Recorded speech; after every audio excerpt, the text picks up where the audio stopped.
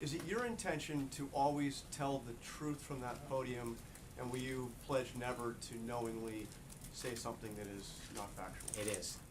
It's an honor to do this, and yes, I believe that we have to be honest with the American people. I think sometimes we can disagree with the facts. There are certain things that we may not fully understand when we come out, but our intention is never to lie to you, Jonathan. Our job is to make sure that sometimes, and you're in the same boat. I mean, there are times when you guys tweet something out or write a story and you publish a correction. That doesn't mean that you were intentionally trying to deceive readers of the American people, does it? And I think we should be afforded the same opportunity. There are times when we believe something to be true, or we get something from an agency, or we act in haste because the information available wasn't complete, but our desire to communicate with the American people and make sure that you have the most complete story at the time. And so we do it. But again, I think that when you look net, we're going to do our best every time we can. I'm going to come out here and tell you the facts as I know them, and if we make a mistake, I'll do our best to correct it. But I think that it's as I mentioned the other day, it is a two-way street. There are many mistakes that the media makes all the time. They misreport something, they don't report something, they get a fact wrong. I don't think that's always to turn around and say, okay, you are intentionally lying. I think we all go try to do our best job and do it with a degree of integrity that in our respective industries. You stand by your statement that that was the most watched inaugural address in Sure, Congress? it was the most watched inaugural. When you look at just the one network alone got 16.9 million people online. Another couple of the networks, there were tens of million people that watched that online. Never mind the audience that was here. 31 million people watched it on television. Combine that with the tens of millions of people that watched it online on a device. It's unquestionable.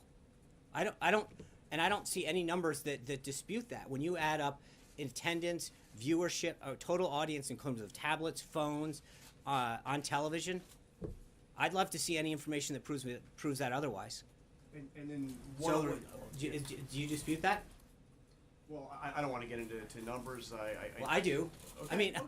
I'm just saying, if you're asking me a question about my integrity, I have a right to say, if you add up the network streaming numbers, Facebook, YouTube, all of the various live streamings that we have information on so far, I don't think there's any question. It was the largest watched inauguration ever. More than Ronald Reagan's in 1981. I'm pretty sure that Reagan didn't have YouTube, Facebook, or the internet. Yeah, I think 41 million people watched his. 41 million watched his, okay? So let's just take the Nielsen ratings, which are 31 million, and add it to CNN, 16.9 million. That's a little higher. In terms of the crowd size issue, why bring that up at the CIA? And why did you come out Saturday afternoon to talk about that? Did he tell you, Sean, I'm upset about this, I want you to come out and I'm not separate? going to get into conversations that I have with the president, but I will tell you that it's not just about a crowd size. It's about this constant, he's not going to run. Then if he runs, he's going to drop out. Then if he runs, he can't win. There's no way he can win Pennsylvania. There's no way he can win Michigan. Then if he won, it's, oh, he didn't. There is this constant theme to undercut the enormous support that he has. And I think it's just unbelievably frustrating when you're continually told it's not big enough, it's not good enough, you can't win. And hold on, let me just, because I think it's important. He's gone out there and defied the odds over and over and over again. And he keeps getting told what he can't do by this narrative that's out there, and he exceeds it every single time. And I think there's an overall frustration when you turn on the television over and over again and get told that there's this narrative that you didn't win, you weren't going to run, you can't pick up this state. That's not, that's a fool's errand to go to Pennsylvania. Why is he in Michigan? How silly. They'll never vote for him. A Republican hasn't won that state since '88. And then he goes and he does it. And then what's the next narrative? Well, it must have been because of this. He didn't win that. And then, oh, people aren't attending your thing. Or John Lewis is the first person to skip his inauguration. Not true. And over again, the MLK bust. I think over and over again, there's this constant attempt to undermine his credibility and the movement that he represents. And it's frustrating for not just him, but I think so many of us that are trying to work to get this message out. And so I mentioned this to Jonathan, but part of this is a two-way street. Like, we want to have a healthy dialogue, not just with you, but with the American people, because he's fighting for jobs, he's fighting to make this country safer. But when you're constantly getting told that can't be true, we doubt that you can do this. This won't happen. And that's the narrative when you turn on television every single day. It's a little frustrating. And I think that for those people around him, his senior team especially, but so many of the other folks that are either here in the administration, that gave up their time during the transition, they left a job to work for 3 or 4 weeks because they're so committed to having his nominees get through. It's a little demoralizing to turn on the TV day after day and hear, can't do this, this guy's not going to get confirmed, no way they're going to go through. But isn't that just part of the conversation that happens in Washington? No, it's and the not. scrutiny I that think comes with being president of the United States and No, working at the White no. House? Look, I've been doing this a long time. You've been doing this too. I've never seen it like this, Jim. I've never. And again, I'm not looking to go back and forth, but you're asking for an explanation.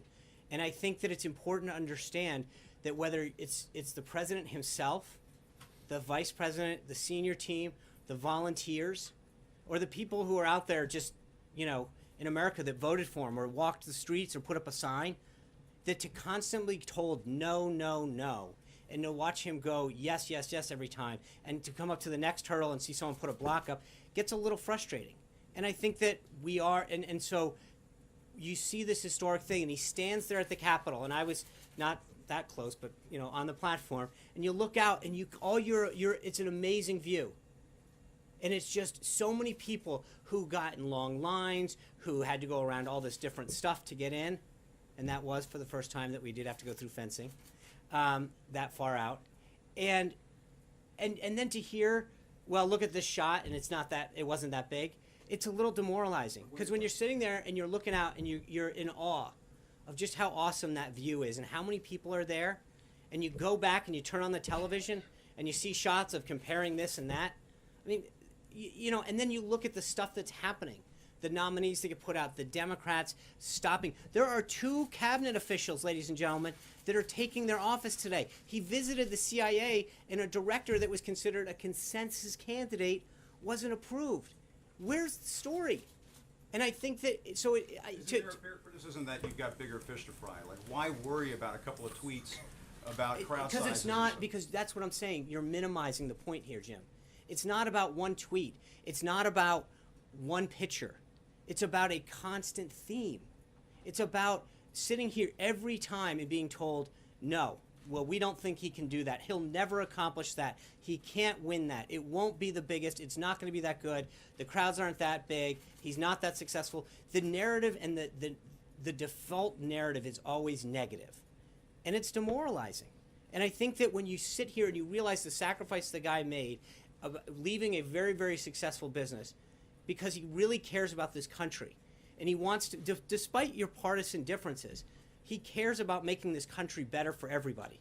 He wants to make it safer for everybody. And so when you wake up every day and that's what you're seeing over and over again, and you're not seeing stories about the cabinet folks that he's putting or the success that he's having trying to keep American jobs here, yeah, it is a little disappointing. So it's, not always going to be positive. Sometimes it's not. And negative sometimes we'll stories. make mistakes. I promise you that. But it's not always got to be negative, Jim. Some days we do the right thing. Some days we are successful. So it's part of this is saying when we're right, say we're right. When we're wrong, say we're wrong. But it's not always wrong and negative. There's a lot of things that he's done already. A lot of amazing people he's appointed, a lot of success that he's having. And it would be once in a while for someone just to say, report it straight up. He appointed this person, here's their background, not why they're not going to get nominated, not why it's not going to happen. So, Thanks, Sean.